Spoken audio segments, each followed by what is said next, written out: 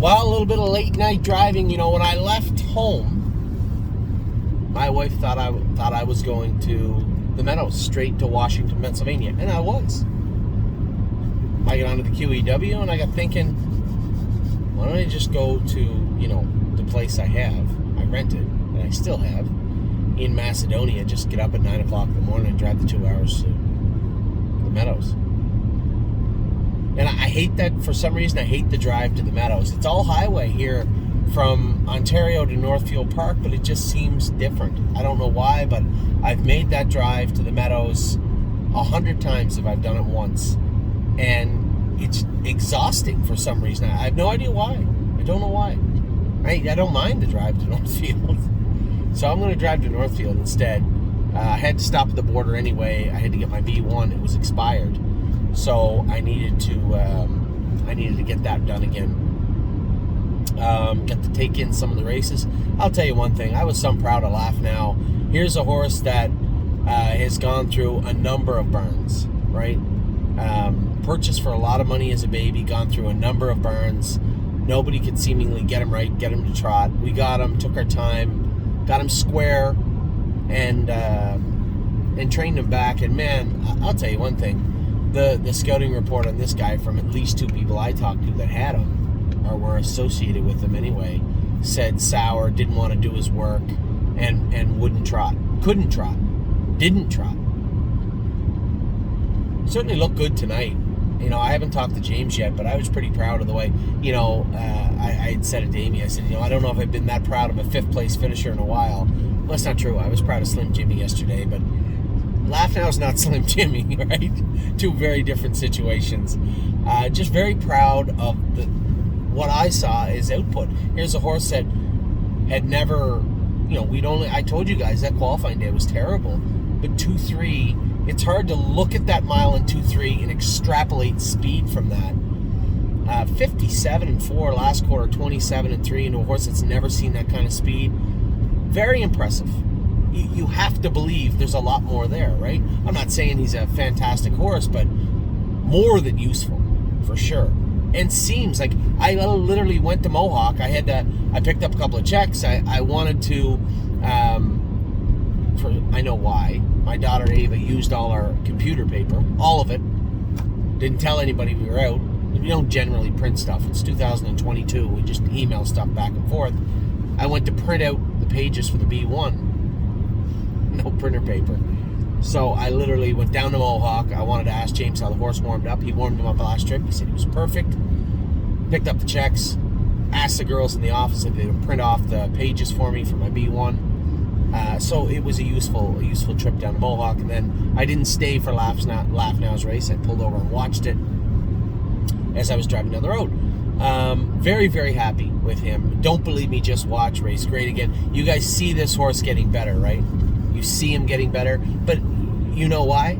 It's not because the weather's changing or the birds are chirping. It's because he's in with horses he can beat.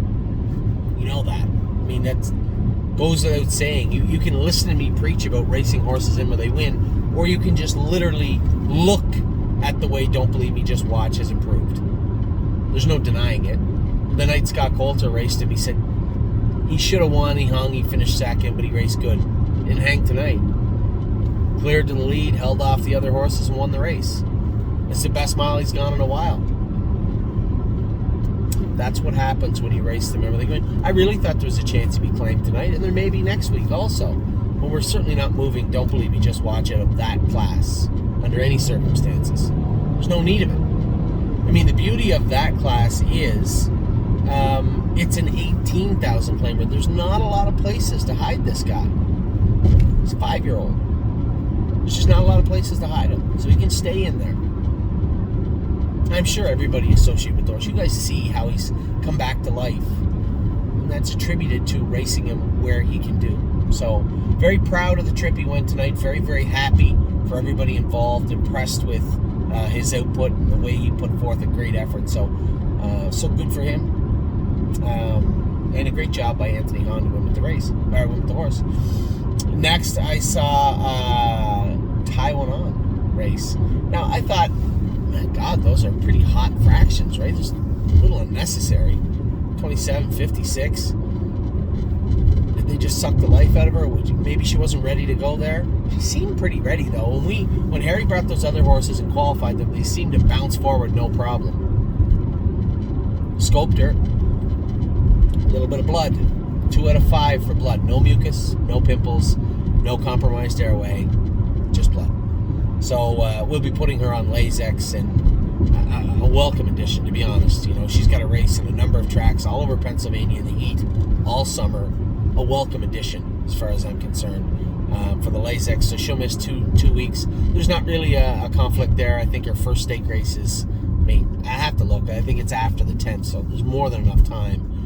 14 days from today is the 5th or something of May. You know, she'll get some time off. We'll school her on Lasix, and then we may even re-race her, or just send her right down. That's a good idea too. So we'll see what transpires from that. But very impressed, taking everything into account. Truly impressed with the way that Ty went on raced. It's pretty hard not to be. You know, that's a hard thing to do. Won't race good and bleed. Hard thing to do. And another horse that raced good out of the 10 hole tonight. High Gear, No Fear. First start back in a long time. Our expectations were tempered, to say the least. But I thought he raced well. He had to trot 56-4, 57. That's where I told you guys he was pretty well ready to go. The 10 hole didn't help. But he's coming on.